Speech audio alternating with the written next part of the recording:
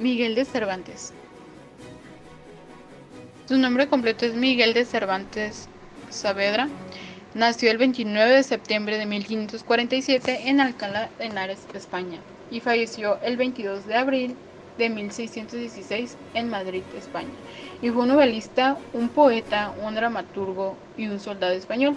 Está considerado la máxima figura de la literatura española y es universalmente conocido por haber escrito el ingenioso hidalgo Don Quijote de la Mancha, que muchos críticos han descrito como la primera novela moderna y una de las mejores obras de la literatura universal, además de ser el libro más editado y traducido de la historia.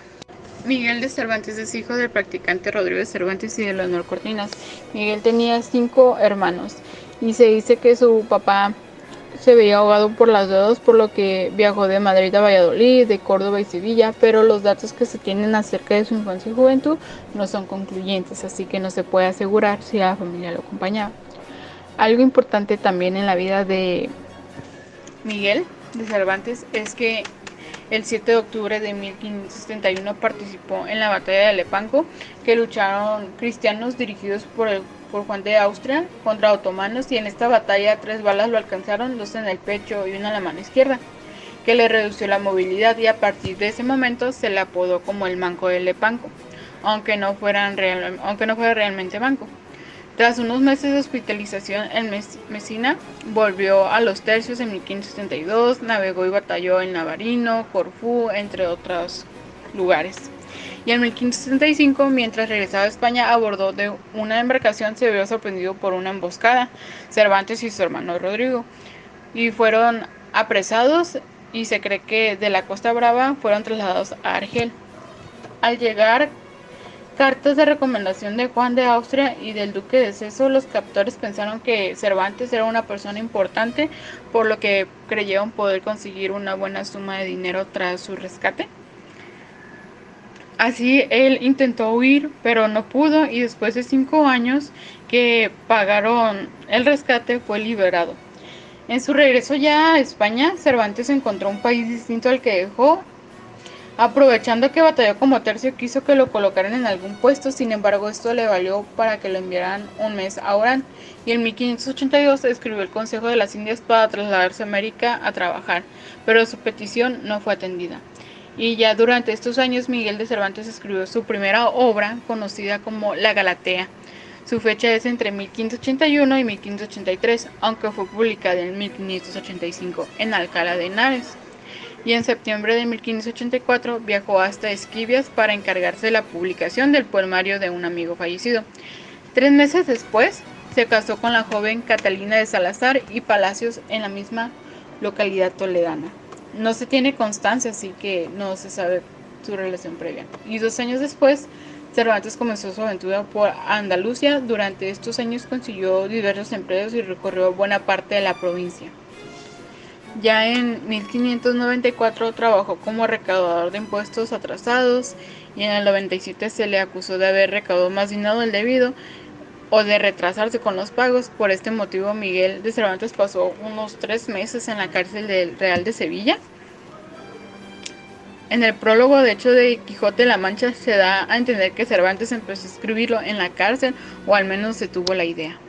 En sus últimos años de vida de Cervantes estaba preocupado por la salvación de su alma, por lo cual él publicó su presencia en ordenaciones y congregaciones religiosas, actividad que alternó con la escritura, y fue entonces cuando comenzó a desarrollar su carrera como escritor, sobresaliendo en el extremes y en las comedias.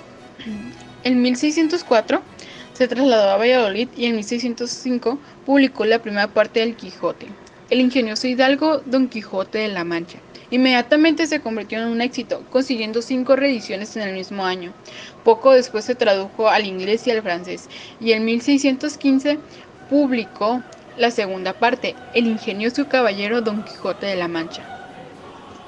Miguel de Cervantes, poco después, enfermó de diabetes y murió el 22 de abril de 1616 en Madrid, y fue enterrado al día siguiente.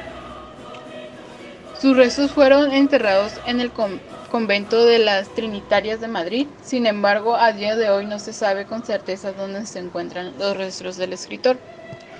Pero Miguel de Cervantes se ha convertido en uno de los máximos exponentes de la cultura del país, dentro y fuera de las fronteras. Prueba de ello es El Quijote, que es uno de los libros más leídos de la historia, por lo que a modo de homenaje el premio de literatura más importante de España lleva su nombre.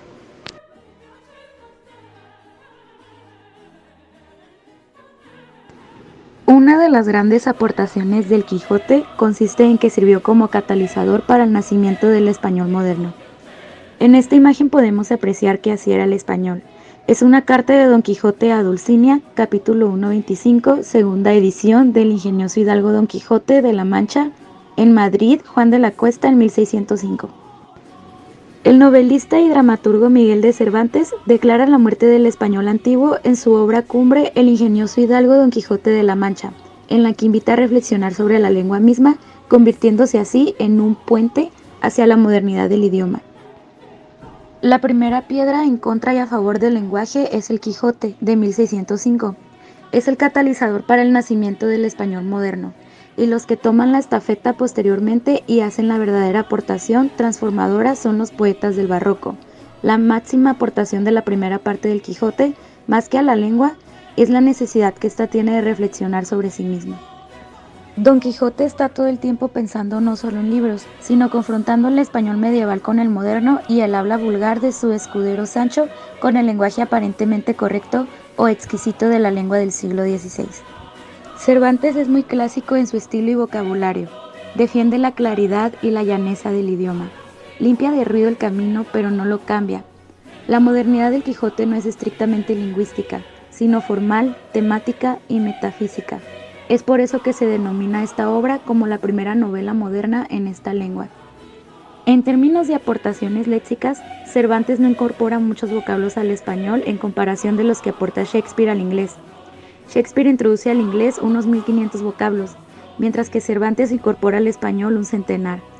Más que las formas de la lengua, el Manco de Lepanto aporta la reflexión hacia la modernidad.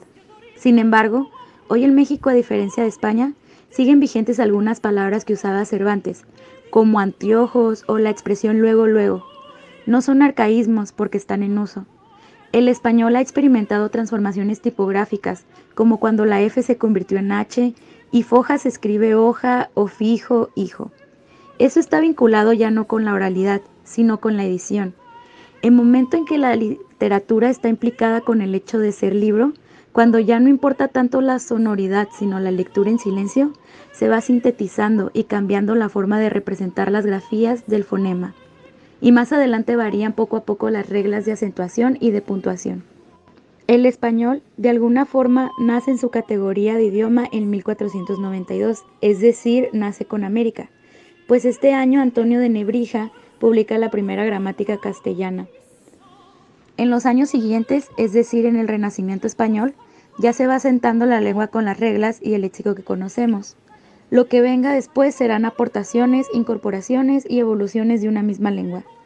El hecho de que Cervantes invite en las dos partes del Quijote, la segunda la publica en 1615, a la autoconciencia de la lengua allana el camino para que surjan los grandes fundadores y enriquecedores de la lengua española tal cual la conocemos hoy en día. Después de la revolución del barroco, favorecido por Cervantes, la lengua se va asentando, va aprendiendo a recuperar sus arabismos, sus palabras de origen hebreo e incorporar las aportaciones de las lenguas nativas americanas y se convierte en un idioma riquísimo. Hablado hoy por 450 millones de personas, el español, una lengua muy viva, le debe mucho a Cervantes. William Shakespeare. Actor, poeta y dramaturgo inglés. Nació el 23 de abril de 1564 en el municipio de Stratford-upon-Avon. Murió en la misma localidad británica el 23 de abril de 1616 según el calendario juliano. Fue el tercero de 8 hermanos, hijo de un comerciante llamado John y de su esposa Mary Arden. William cursó los estudios primarios en la escuela de su ciudad, pero no terminó los estudios ni llegó a la universidad porque el negocio de su padre apenas era próspero, y tuvo que convertirse en aprendiz de carnicero para ayudar a su familia. En noviembre de 1582, William Shakespeare, de 18 años, contrajo matrimonio con Anne Hathaway, de 26 años. Con ella, el dramaturgo Tuvo 3 hijos, Susana y los mellizos Judith y Hamlet.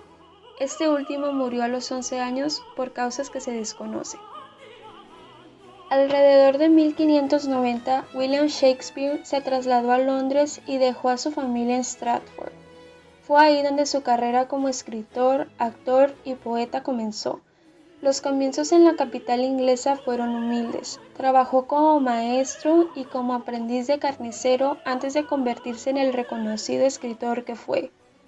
Una buena parte de su carrera como actor y dramaturgo la pasó en Lord Chamberlain's Men, una compañía teatral cuyo mecenas era Lord Chamberlain. Después fueron conocidos como King's Men, cuando Jacobo I se convirtió en su nuevo mecenas. La obra de William Shakespeare se caracteriza por su dominio de la estructura escénica y del lenguaje literario, sea en prosa o poesía, por la penetración psicológica de sus personajes y por su captación y entendimiento de las emociones del ser humano. Shakespeare escribió un total de 14 comedias, 10 tragedias y 10 dramas históricos para representar en un escenario de teatro. Escribía sobre el dolor, sobre la envidia y los caprichos humanos. La excelente y lamentable tragedia de Romeo y Julieta, o conocido comúnmente como Romeo y Julieta, es una tragedia del dramaturgo inglés William Shakespeare. Cuenta la historia de dos jóvenes enamorados que, a pesar de la oposición de sus familias rivales entre sí, deciden casarse de forma clandestina y vivir juntos. Sin embargo, la presión de esa rivalidad y una serie de fatalidades conducen a que la pareja elija el suicidio antes que vivir separados. Esta relación entre sus protagonistas los ha convertido en el arquetipo de los llamados amantes desventurados. La muerte de ambos supone la reconciliación de las dos familias. La técnica dramática utilizada en su creación ha sido elogiada como muestra temprana de la habilidad del dramaturgo. Entre otros rasgos, se caracteriza por el uso de fluctuaciones entre comedia y tragedia como forma de aumentar la tensión, por la relevancia argumental que confiere a los personajes secundarios y por el uso de subtramas para adornar la historia. Además, en ella se adscriben diferentes formas métricas para los distintos personajes, que, en ocasiones, terminan cambiando de acuerdo con la evolución de los mismos personajes. Por ejemplo, Romeo se va haciendo más experto en el uso del soneto, a medida que avanza la trama. La tragedia ha sido adaptada en numerosas ocasiones para los escenarios, el cine, los musicales y la ópera.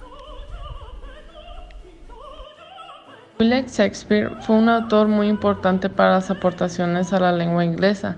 Incluso comúnmente se le puede llamar a la lengua inglesa como la lengua de Shakespeare, una atribución que, más allá de sus obras de teatro y su impacto en la literatura inglesa, ha hecho pasar al autor británico a la posterioridad mundial.